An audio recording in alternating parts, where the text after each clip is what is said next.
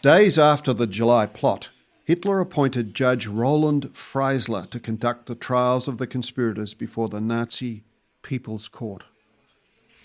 Formerly a Bolshevik, Freisler had become a dedicated Nazi. He was fiercely loyal to the Führer. The trials he conducted, including that of Sophie and Hans Scholl, bore only the most superficial resemblance to normal legal process. Nearly all resulted in sentences of death. From the 7th of August 1944, less than 3 weeks after the coup collapsed, those involved in the July plot came before him. The needs of propaganda were paramount. Cameras were hidden behind flags, and Freisler signalled to the operators when he wanted them to record what was coming. He aimed to break the defendants down to misery, or atomise them, as he called it. The defendants, unshaven, without ties, braces or false teeth, knew the end was only hours away. They would prove astonishingly difficult to cow into submission. Haben Sie früher irgendeinmal politisch organisiert oder betätigt? Nein. Despite the almost apoplectic attempts of Freisler to control him, Count Fritz Dietloff von der Schulenburg gave a particularly stirring account of himself. When asked whether he was ashamed of his actions, he answered, "I am proud that we sought to rid the world of one of the greatest murderers in history. I realise I shall be hanged for this, but I do not regret what I did, and only hope that someone else will succeed in luckier circumstances." The Berlin lawyer, Dr. Josef Wirmer, had been banned for practice for years, but now, in his last case, defended himself with great dexterity, always calmly accepting that he was about to hang. At one point he said, "When I hang, I will not know fear, but you." Freisler screamed at him, "Soon you will be roasting in hell." Dr. Wirmer bowed curtly and gave the immortal retort, "Herr President, I'll look forward to your own imminent arrival."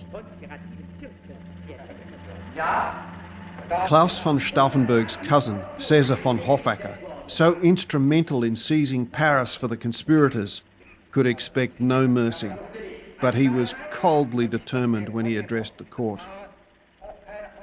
On November the 9th, 1923, Hitler tried to stage an insurrection when he conducted his beer hall putsch. I acted with as much right as Hitler on that occasion. Angling for an abject apology, Freisler asked if he regretted his part in the failed coup. "I regret that I was not chosen to carry out the assassination, because then it would not have failed. But I in no way regret that I attempted to save Germany from the destruction to which Hitler and his evil cohorts are leading us." When Freisler tried to respond with righteous indignation, Hoffacker cut him off. "Be quiet now, Herr Freisler, because today it's my neck that's on the block. In a year, it will be yours."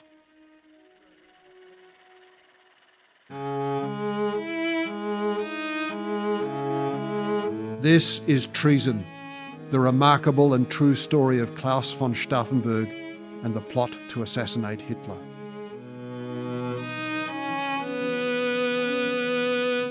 Episode 10. Vengeance.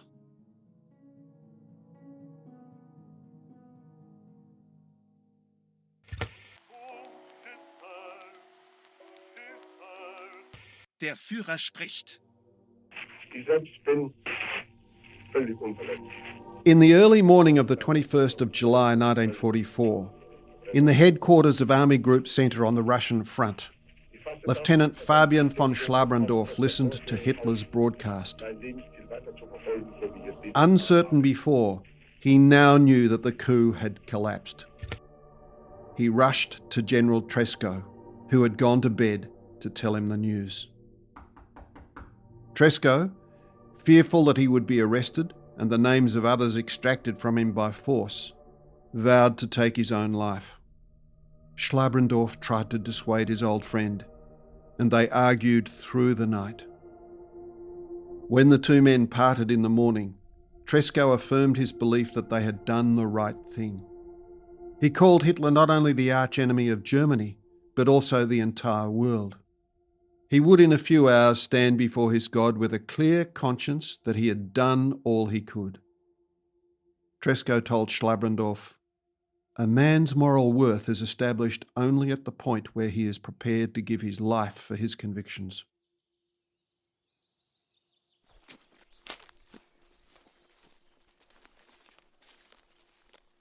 At about 3, in the forest northeast of Novoselice, in an area between the lines, Tresco went for a stroll in the trees.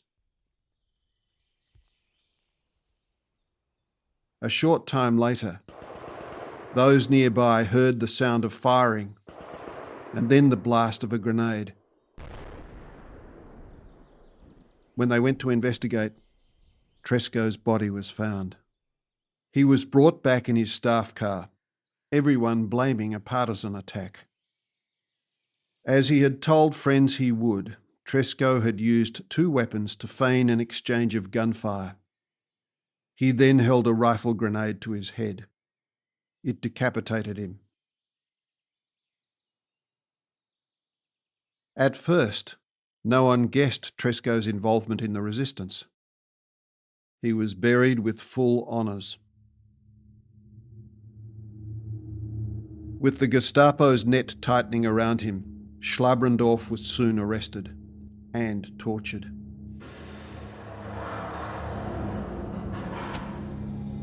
It began as he knelt, chained and helpless, with punches to the face. Outwardly calm, Schlabrendorf merely reminded his interrogator that such behaviour was vile and illegal. This only infuriated them more. Taken from his cell at night, Schlabrendorf was given a final opportunity to confess. When he refused, his hands were chained behind his back and fixed with a device that pressed pins against his fingertips. The turning of a screw pushed the pinpoints into his fingers. When his denials continued, he was strapped face down onto a rack. Cylinders were shoved over his bare legs. Inside were nails that pressed against his flesh. Here too, the turning of a screw pushed the nails into his legs from ankle to thigh. The rack was then expanded so that his shackled body was pulled in all directions. Still, Schlabrendorf refused to talk. He was savagely beaten. He lost consciousness and suffered a heart attack the next day, even though he had been in good health. But the torture failed to make Schlabrendorf confess or to name his fellow anti-Nazis. All the arrested conspirators endured cruel torments, yet the Gestapo, for all their determination, had great difficulty obtaining useful information. It was the discovery of indiscreet diaries and the suicide of some previously unsuspected conspirators which showed the Gestapo that the conspiracy was far more extensive than they had imagined. Conspirators who were officers in the army were not subject to the People's Court or any civil courts. When charged with an offence, they were entitled to be dealt with by military courts-martial. Such courts might impose a sentence of death by firing squad, but not hanging. That wasn't good enough for Hitler. He denounced the conspirators as the basest creatures that ever wore the tunic of a soldier, and demanded they be hanged like common traitors. He proposed a court of honour which would expel them from service so they could be tried as civilians. He predetermined their death sentences and ordered they occur within hours of the trial, leaving no time for speeches.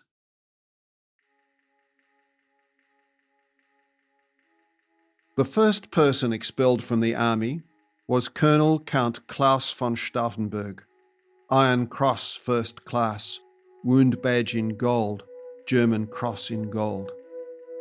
A further 21 officers were expelled at the first sitting. Once they'd been drummed out of the army, the People's Court took over.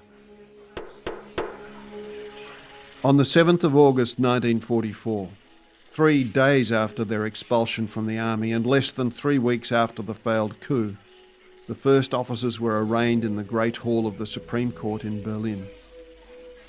The court was decked out with swastikas. A bust of Hitler looked over the judge's shoulders. Freisler, in his blood-red judicial robes, knew this and played to the cameras.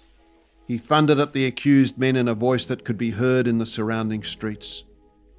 The defendants included Field Marshal von Witzleben, Colonel General Höppner, General Stieff, General von Haase and Captain Klausing.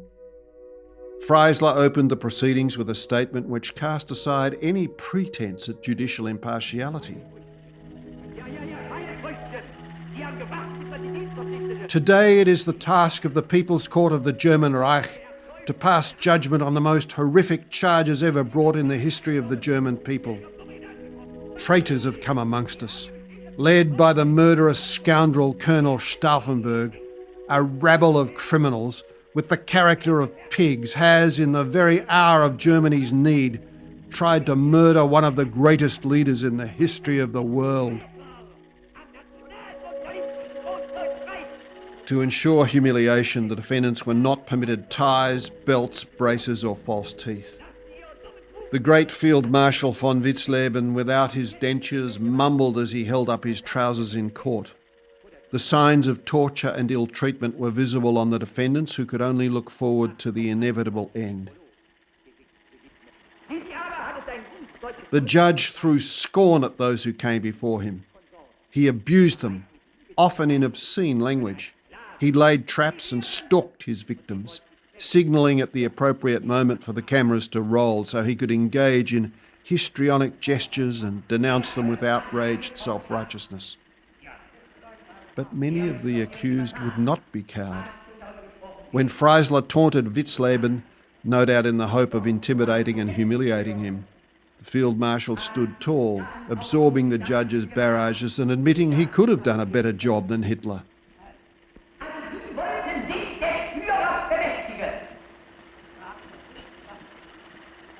Some of Freisler's attempts to achieve propaganda triumphs were self-evidently pathetic.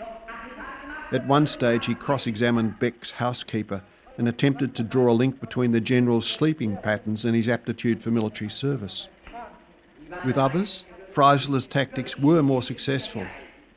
When General Stieff, who had once volunteered to blow Hitler up himself, tried to use the forum to provide a statement of his motives, Freisler quickly cut him off. He shouted at the general that the motivation he needed was to obey, triumph and die. He let Stieff say no more. When Colonel General Höppner, who had narrowly avoided execution at the hands of Fromm, recounted the events of the 20th of July, there were constant interruptions from the bench. At length, the back and forth between Höppner and Freisler absurdly reached a point where Höppner stated he was not a bastard mangy dog. Freisler pressed him. What type of animal was he? Höppner, in front of cameras and evidently thinking he still had a chance to save himself, muttered that he was an ass. He was abjectly humiliated.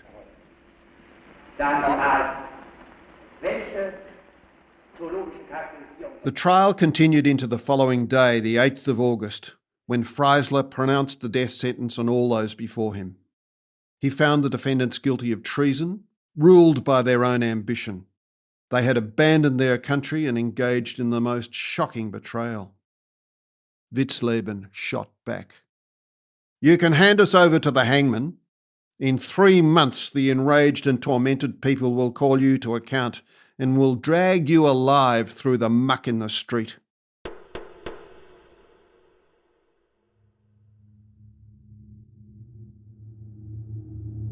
At Gestapo headquarters, Fabian von Schlabrendorf's ordeal continued. The Gestapo showed him an area with unmistakable signs of having been used as a shooting range, hinting that it was to be his fate too. Then they took him to a coffin, still muddied from the ground. They threw open the lid and revealed the exhumed, headless body of Tresco.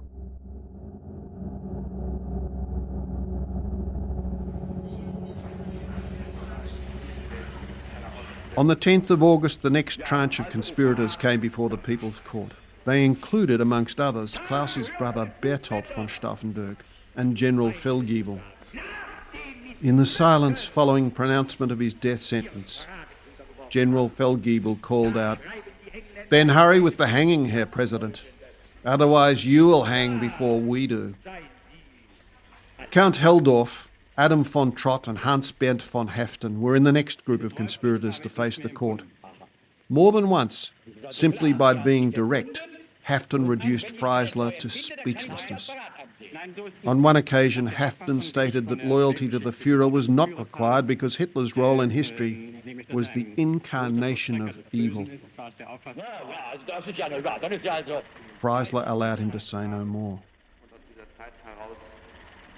On the 20th of August, Count Schwerin von Schwanenfeld came before Freisler. At one stage, he spoke of the many murders of the regime. Freisler yelled his interruption. "Murders?" But the Count was not to be put off. At home and abroad, Freisler yelled again, "You really are a low, filthy louse! Are you not ashamed to be making such base allegations? Are you breaking down under this rottenness? Are you breaking down under it? Yes or no? A clear answer." Schwerin answered more in sorrow than in anger. No. Freisler was left to resort to impotent invective. "Nor can you break down any more, for you are nothing but a small heap of misery that has no respect for itself any longer." Schwerin was given no further opportunity to speak. The diplomat Ulrich von Hassel was tried in early September. Despite the Nazis' attempt to humiliate him by refusing to let him wear a belt or tie and allowing him only a rumpled suit, Hassel cut a stylish figure with his pocket handkerchief and his poised bearing. At one point in the trial, he calmly told the foaming Freisler, "Herr President, I have not lived 62 years to be told by you that I am a liar." And so the trials continued, week in and week out, well into 1945, ultimately proving a propaganda disaster. Freisler's histrionic antics contrasted unfavourably with the quiet assurance of those who had stood up to the regime. If anything, the newsreels generated sympathy, even admiration for the conspirators. Hitler forbade further public reporting of the conspirators' trials.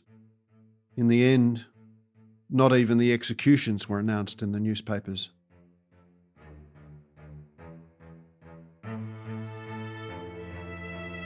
Fromm's hopes of saving himself by turning against the coup leaders and having them shot turned out to be fruitless. He was charged with cowardice.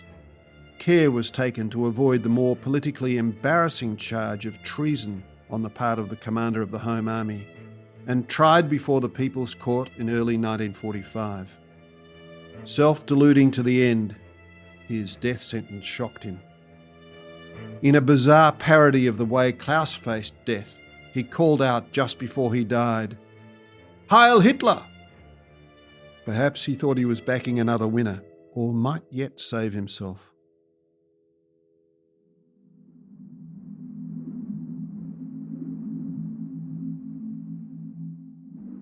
At noon, on the 14th of October 1944, two generals called on Field Marshal Erwin Rommel at his home.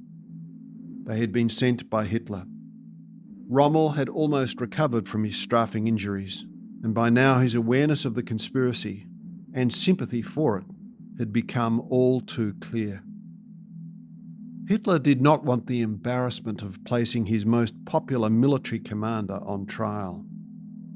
The generals offered the Field Marshal a choice: trial before the People's Court and execution, in which case his entire staff would be executed and his family punished, or take cyanide.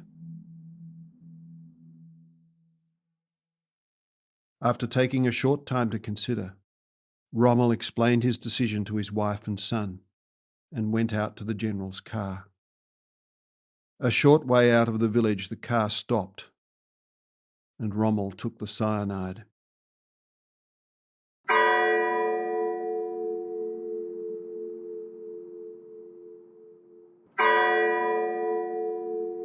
Mit Generalfeldmarschall Rommel.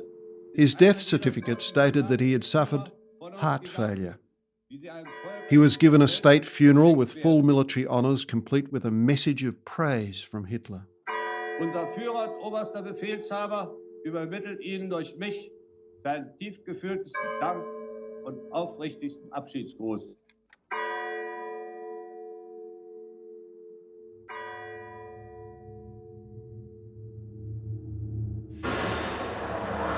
Fabian von Schlabrendorf, having been tortured for a long period, was finally brought before the People's Court on the 21st of December 1944.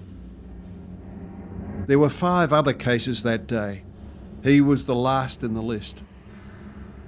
At the conclusion of the session, no time was left to deal with his case. He was returned to prison. 6 weeks later, Schlabrendorf was brought back to court.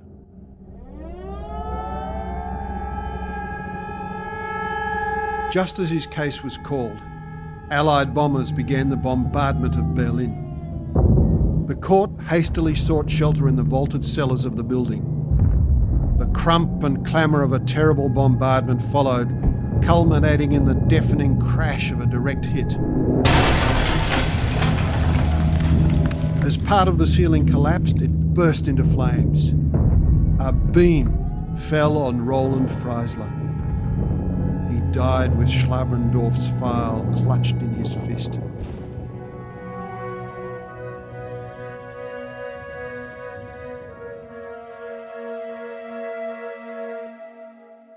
Some days later, at the Gestapo headquarters building, Schlabrendorf was taken to a shelter during an air raid. He was able to speak furtively with Kurt von Plettenberg, a resistance member and friend of Klaus.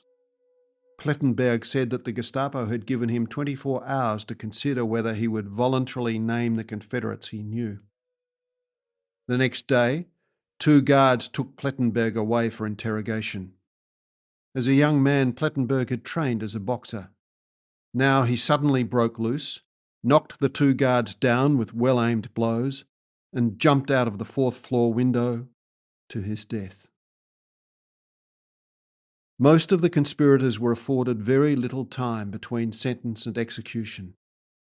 Back in prison, and under dazzling lights to assist the whirring cameras capturing each moment for Hitler, they were made to strip off their clothes and don prison garb, then led straight to the execution chamber.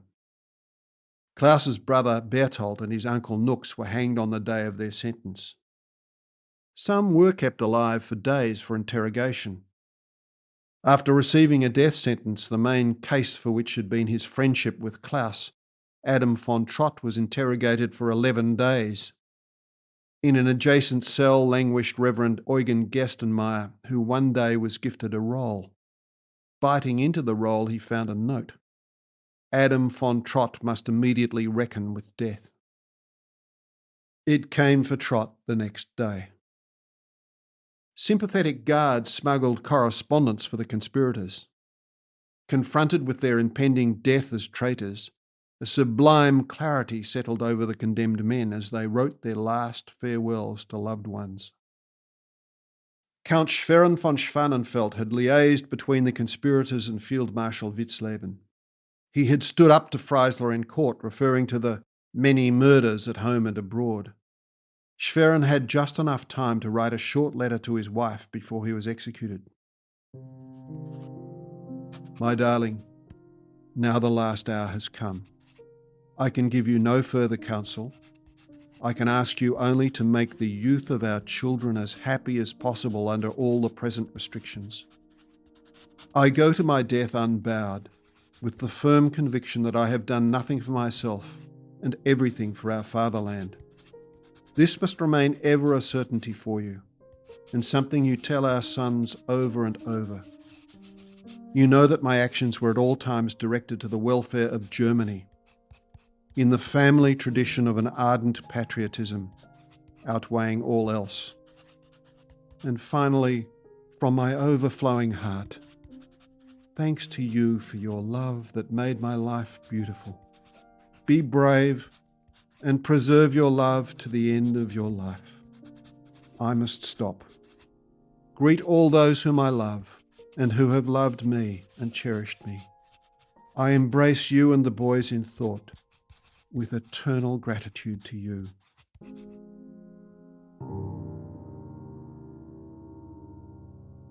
The wife of a political prisoner reported, I was standing at the heavy iron inside door of the prison trying to talk an SS man into taking in a parcel for me. Suddenly the prison door opened and through it strode calmly and erectly a man with his hands bound behind his back, followed by a little Gestapo man who looked to me like a reptile. The SS man whispered to me, That is Count Schwerin. Plötzensee. I knew that Plötzensee was the place of execution, and through my mind there flashed the realization, here is a man who knows how to die. And so the conspirators prepared themselves for death. Contrary to popular legend, piano wire was not used. Prison pastors eased their last hours until Hitler, in an act of petty cruelty, ordered that pastoral consolation before death was to be denied. But despite his treatment under Gestapo interrogation, it was Fabian Schlabrendorf who became one of the few whom fortune favoured. When he returned to court on the 16th of March 1945 for the third time, when the Red Army was almost at the gates of Berlin, he was able to prove that he'd been tortured, something that remained illegal in Germany throughout Nazi rule, even though it was widely practiced. He was acquitted of all charges. Many times Schlabrendorf came close to death, but survived the war to become one of Germany's most respected judges.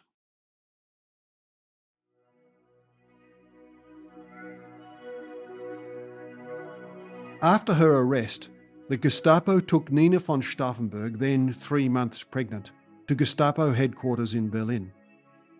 Many members of the resistance spent weeks and months there, but she was soon moved on to the Alexanderplatz prison.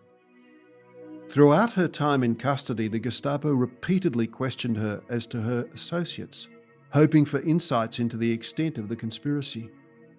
But Klaus had shielded her from most details of the coup, and she could tell the Gestapo nothing of interest. In August, she was removed to the Ravensbrück concentration camp, where she was held in solitary confinement. In early January 1945, with her pregnancy in its final stages, Nina was transferred to the Nazi maternity home near Frankfurt an der Oder. She was still kept in isolation. About 1 week later in Berlin, Hitler and his senior staff moved into the Führerbunker, an underground air raid shelter that would be his home until his death.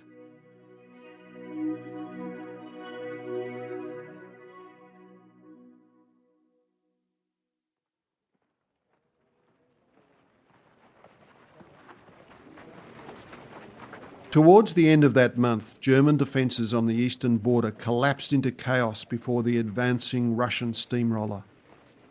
Refugees streamed past Nina's window at the maternity home. It was evacuated. On the 27th of January 1945, in a private clinic, Nina gave birth to a daughter, her 5th child, Constanze. Nina continued to be held in solitary confinement. Shortly after the birth, Nina developed an infection and was unable to stand. Constanze also became ill. Mother and baby were bundled into a hospital train heading west. They were unloaded at Potsdam, near Berlin, where they were held in hospital for 3 months.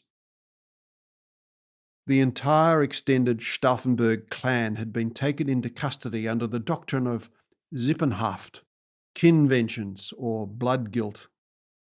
The Nazis wanted to rid Germany of any Stauffenberg legacy. They changed Nina's surname to Schank, Other family members had their names changed as well. Nina's mother, who was never to see her granddaughter, died in February in an SS penal camp. Nina's sister-in-law Melita, the wife of Klaus's brother Alexander, had been held for a time but then released because of her work as a test pilot, despite her Jewish birth. She contrived at great risk to fly to visit Nina in hospital, as well as many of the other members of the Stauffenberg clan, largely holding their hopes together in those months. From Melita, Nina learned that her other 4 children, with the new surname Meister, were being held in an orphanage at Bad Sachsa in the Harz Mountains. But early in April, Melita brought Nina the ominous news that the children had been sent to the Buchenwald concentration camp. Nina had some sense of the horrors of Buchenwald. She desperately sought some way to reunite with her children.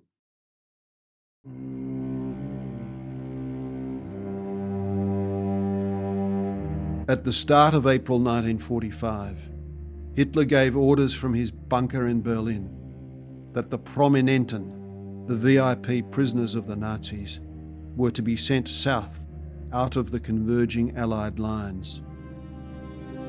The Nazi leaders ordered that they were not to fall into Allied hands. Although the orders were that these prisoners should be executed, some Nazis saw value in using the VIP prisoners as bargaining chips to secure their own freedom.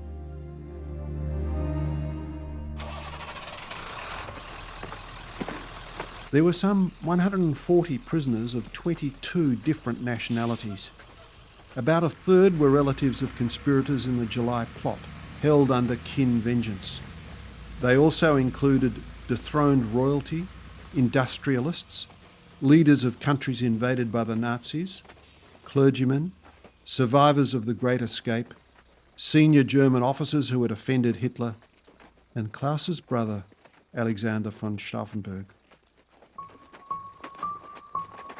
Alexander's wife, Melita, had earlier discovered that the part of Buchenwald where Alexander had been held had been evacuated.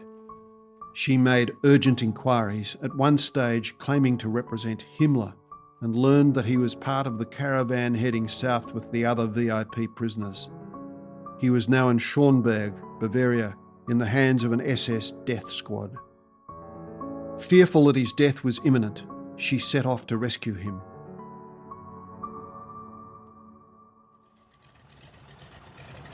Melita climbed aboard her slow-moving training aircraft, a Bucher Bestmann. She headed south, flying at treetop level so as to evade fighters. Over the village of Strasskirchen, just 50 kilometres short of Schönberg, a US P-47 Thunderbolt spotted her plane. The Allied fighter fired 2 machine gun bursts into Melita's unarmed Bestmann. She managed to bring it down. She'd broken a leg and had fractures to her ankle and skull. She was aided by locals and taken away by ambulance. Melita died soon after. Alexander learnt of her death some days later.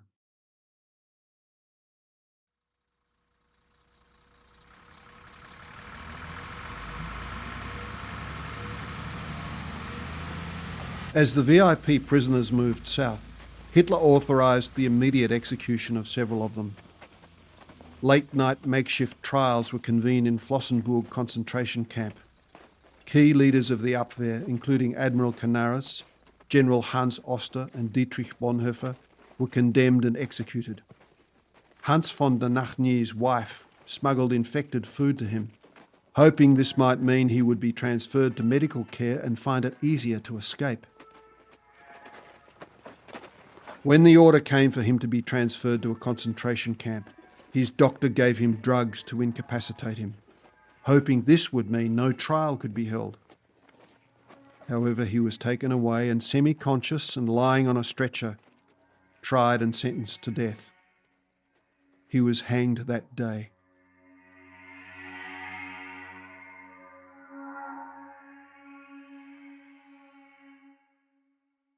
Josef Müller was also sentenced to death and twice brought to stand naked below the gallows. But the head of the Gestapo thought Müller's contacts might make him useful in negotiations with the Allies, and he was spared. The Nazis commandeered whatever trucks, buses and cars they could find for the convoy of VIP prisoners, and the transport had to be replaced at Dachau when Allied aircraft destroyed it. In the early hours of Saturday the 28th of April, in the Brenner Pass, one of the buses broke down and the prisoners waited for hours by the roadside in freezing conditions. It was a place the Allies regularly bombed. The next day they were finally able to reach Niederdorf in Italy.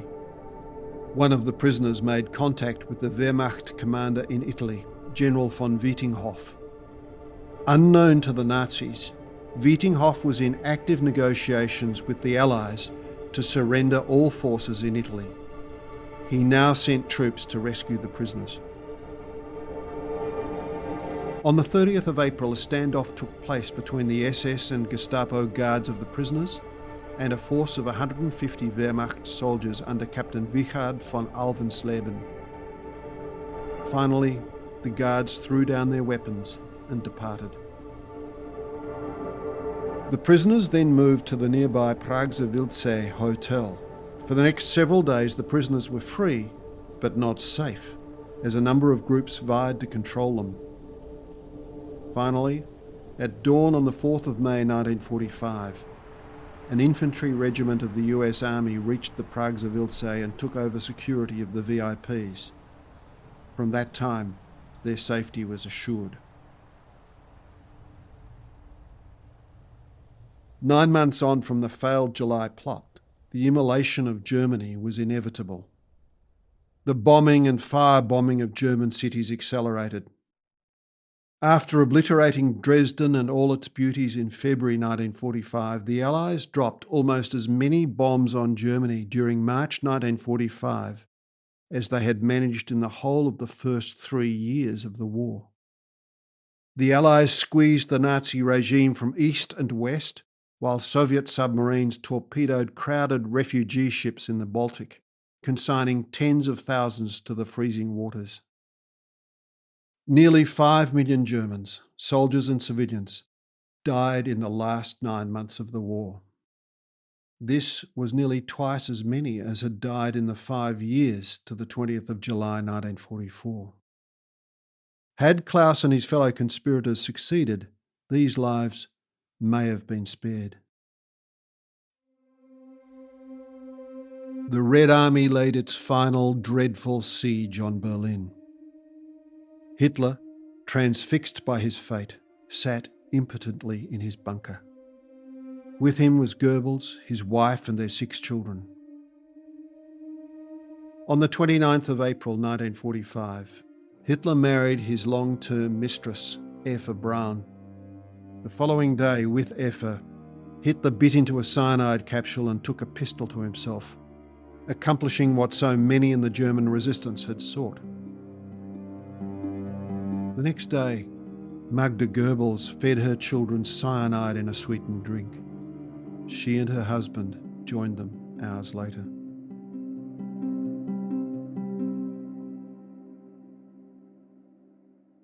Nina began an odyssey across war-ravaged Germany to find her children. It had been nearly a year since she had last seen her family. Ostensibly still a prisoner, she was accompanied by a military escort. Signs of the collapse of Germany were everywhere. Bombed buildings and the need to endlessly change trains. In public places, signs saying "Flying Court-Martial" hovered near hanging corpses, each adorned with the placard, "Deserter." Finally, in the town of Trogen, with the Americans only a few kilometres away, Nina dismissed her guard and remained where she was. The fighting was drawing to a close. The Nazi hierarchy had lost its power. The National Broadcasting Company delays the start of all its programs to bring you a special bulletin. It was announced in San Francisco half an hour ago by a high American official not identified as saying that Germany has surrendered unconditionally to the Allies, no strings attached. and that the announcement is to be made formally by Yesterday General morning, Eisenhower. I'll repeat. General Jodl, the representative of the German High Command, signed the act of unconditional surrender of all German land, sea, and air forces in Europe to the Allied Expeditionary Force. Germany, And simultaneously, the enemy who drove all Europe into war, has been finally overcome.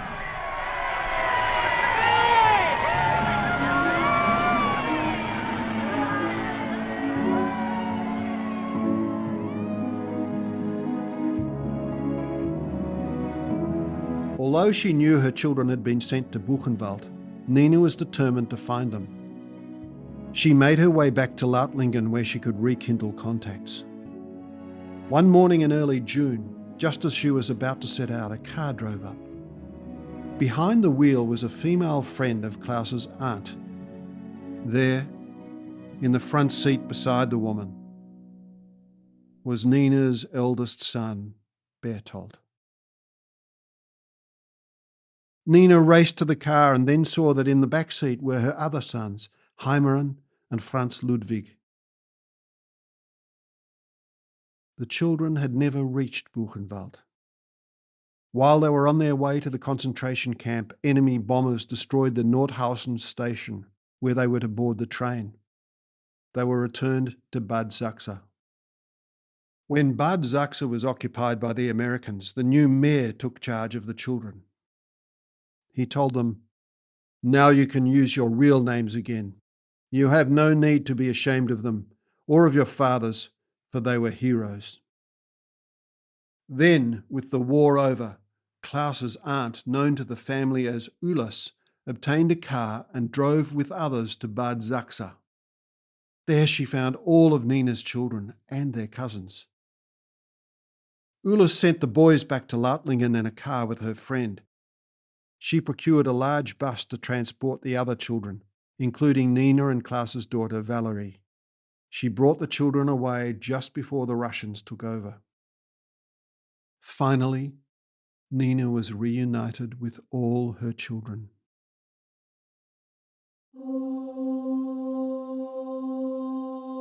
Klaus and Nina's children flourished. Bertolt, their eldest son, who was 10 when his father fell before the firing squad, became a soldier. He retired as a major general. Heimeren became an industrialist, dying in 2020. Franz Ludwig became a lawyer and parliamentarian. Valerie married but died young in 1966. Constanze grew up and married in Bamberg, then moved to Switzerland. She has 4 children and has written an acclaimed biography of her mother. Reflecting on the events of 1944, 50 years later, Nina said, "Naturally, I didn't anticipate that I would disappear for months on end, and I also didn't expect that it would be so hard with the children, that I would have to struggle to survive. But I never questioned what my husband had done. My life was shaped by him and continues to be shaped by him to this day. He is still with me daily in a practical way, but not placed in a shrine. Through all these years, at just about any time that I've been faced with a major decision, I've asked, how would he have decided? Or what would his attitude have been? Perhaps he would have decided some things differently, but anyway, I always tried. To live for the future in his spirit, that seems the essential thing to me."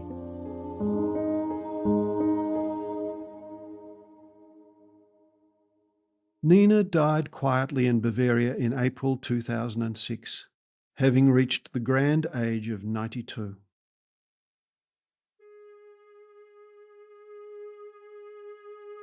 On the 20th of July each year, dignitaries convene at the Bendlerblock and throughout Germany to remember Klaus von Stauffenberg and the conspirators who opposed Hitler. The courtyard of the Bendlerblock survived the mass bombing raids at the close of the war. After conquering Berlin in 1945, Marshal Zhukov went to see the place where Klaus had died now strewn with the rubble of battle. Today, the Bendler block houses the memorial to the German resistance. It is possible to visit the offices of Klaus and Fromm. In the courtyard stands a statue of Klaus facing the firing squad.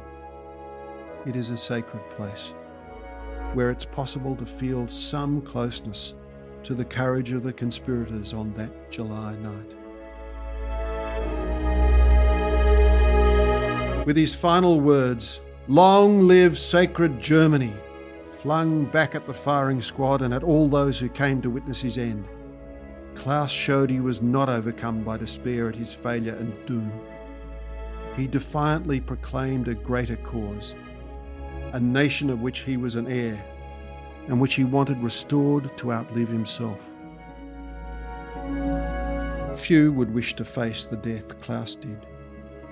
But in his efforts to restore Germany's moral integrity, he was clear-eyed that this was the likely outcome. In facing this challenge, Klaus met his death. But it is in facing challenges that we also experience life most fully. Had Klaus turned away from the challenge that his life offered, he would have suffered a kind of death there and then. As it was, his life was never diminished in this way. He lived his life to the full. The outcome was not what he struggled to achieve, but there is life in a struggle for a just cause. As Klaus and Nina's daughter Constanza puts it, "When I was growing up, I never had to ask my parents, 'Why didn't you do something?'"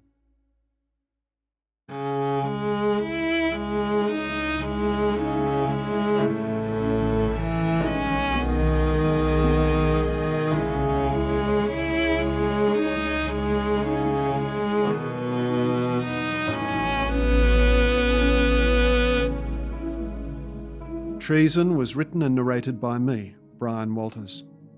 Script editing, original music, sound design and editing was by Sam Loy.